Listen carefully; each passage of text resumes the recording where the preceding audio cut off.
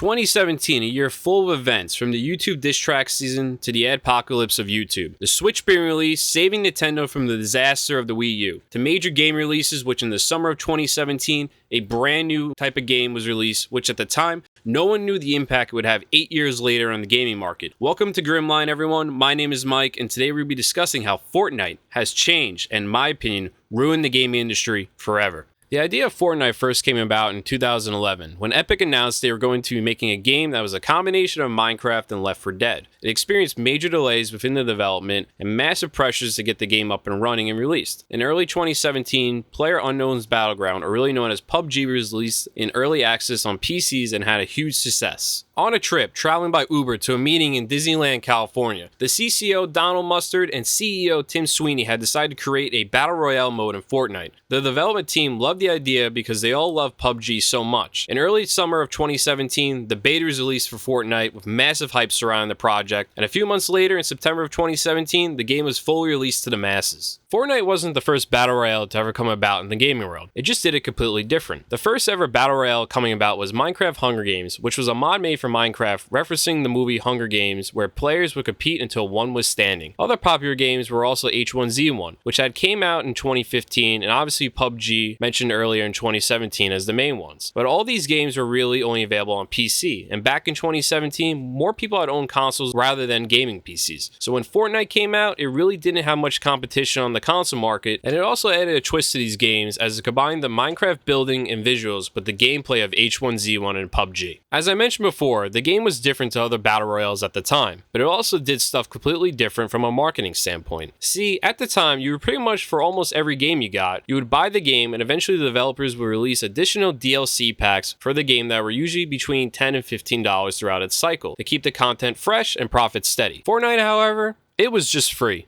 That's right, Epic Games' brand new release, it was free to play. You no longer had to be that one kid watching Call of Duty be released in October and watching all your friends' parents buy it for them while you had to wait till Christmas to get the game. You can now play on day one. Now this sounded pretty silly at the time, but it was probably looked at one of the most genius marketing strategies to ever come about in the video game world. The game was free, but you could buy stuff in the game such as skins, different pickaxes, emotes, and the biggest one of all, the Battle Pass. The Battle Pass was to be purchased for $10 at the time, and there were tiers in the Battle Pass. It had two sides of it. The first being the basic free side, which as you play through the game and leveled up, you unlock these free items at each tier until you hit tier 100. But you could buy the premium version of the Battle Pass, which would grant you cooler and more additional items, and the best part was, as long as you kept playing the game and hit tier 100, you would get enough V-Bucks to purchase the next season's Battle Pass. This became a wild success because once you purchased the Battle Pass, it would pretty much force you to keep playing the game to make sure you got all your money back. And the more you played the game, the more unique items would pop up in the game store for you to buy. The Battle Pass is pretty much used to keep you in the ecosystem and to keep your interest in the game just so they could sell you additional content. On top of their strategy with the Battle Pass, they had also adopted the new system of chapters and seasons. As I mentioned before, most game companies would update their games a few times with additional DLC at a $10 to $15 price tag. At the end of the seasons, Fortnite will launch a major event for the beginning of new seasons, which you can log in and see an epic event go on, and then it will change the map and guns and add new content into the game, as well as introducing a new Battle Pass. Chapters being introduced were when they felt it was time to completely overhaul stuff in the game and to note the start of a new game. But it was still the same game, instead of releasing a completely new game every year like Call of Duty. So, how has Fortnite ruined gaming? Well, since its release in 2017, Fortnite has caught the eye of other major game studios in which they realized the type of system of microtransactions, seasons, and battle passes generate more revenue, and generally have a more consistent revenue streams as opposed to the standard systems they were using before. Games from AAA studios such as Call of Duty, Rainbow Six Siege, Battlefield, Battlefront, Overwatch, and many more have adopted the Fortnite structure. You look at a game like Call of Duty Black Ops 3. Even though this was sort of the beginning of COD points and loot boxes with some microtransactions,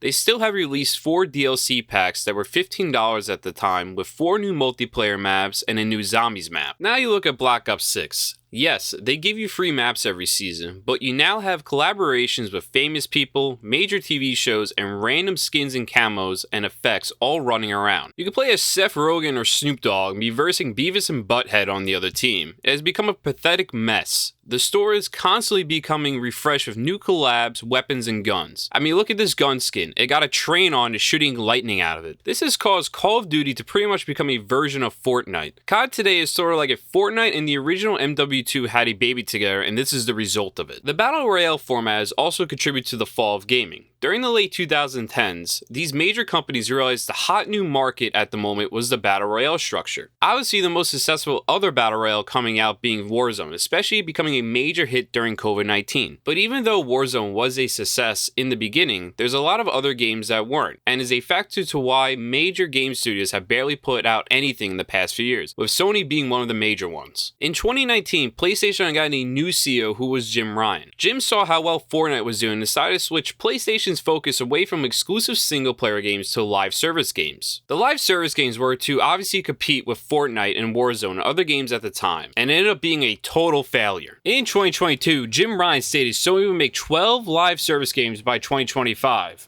And now that we are in 2025, only one game has come out since then, being Helldivers 2. Another game that was supposed to come out was Concord, but it received such a poor reception that Sony canceled the project in August 2025. Another canceled project was the God of War multiplayer. There aren't many figures out there, but it's estimated Sony has lost in total off the Concord game alone $1.2 billion, which is absolutely insane, all because they tried following the same strategy as Fortnite. There is a lot more that could be said in this video about how Fortnite has ruined gaming. Overall, Fortnite at the time and launch was highly successful, and it still is today. Epic Games literally changed a whole industry to adopt this system, and at the time, the system was great for everyone. But over time, this new live action service has become so oversaturated with all these new things being implemented into games that it's just ruined the experience for the gamers themselves. You're constantly being bombarded to buy new skins or packs or whatever they want to sell you, and is not going to change until people start rebelling against these methods. But as people grow older, audiences come and go. Fortnite is 8 years old at this point, and kids born in 2015 are now 10 years old. And this is the only gaming world they know. And for us older gamers that are living in the real world now, we aren't the target audience anymore, and this is just the new gaming world we are living in now. And hopefully one day we can get back to the core of what games once were, which was an experience,